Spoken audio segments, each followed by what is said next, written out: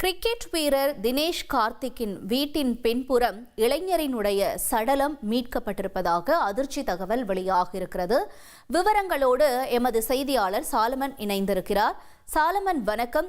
என்ன நிகழ்ந்தது? இந்த இளைஞர் யார் என்று அடையாளம் காணப்பட்டிருக்கா? விசாரணையில் என்ன சொல்லப்படுது? விவரங்களை பதிவு செய்யலாம்.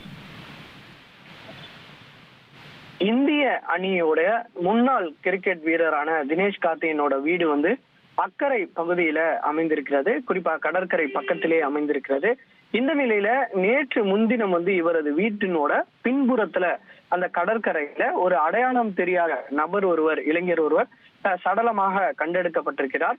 அவரது வாயில முகத்திலையும் வாயிலையும் அந்த செல்லோ டேப் சுற்றியபடி அந்த இளைஞர் உயிரிழந்திருக்கிறார்.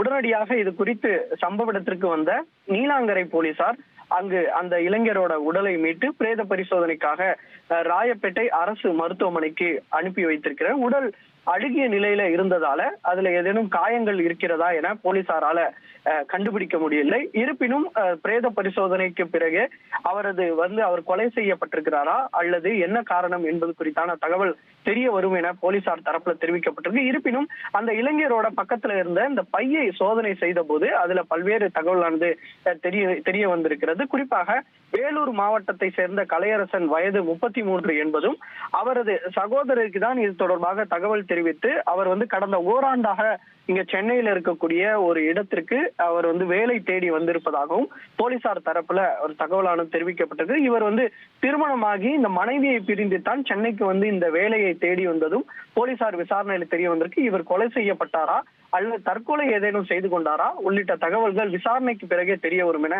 போலீசார் தரப்புல தெரிவிக்கப்பட்டிருக்கிறது. விவரங்களுக்கு நன்றி சாலமன்.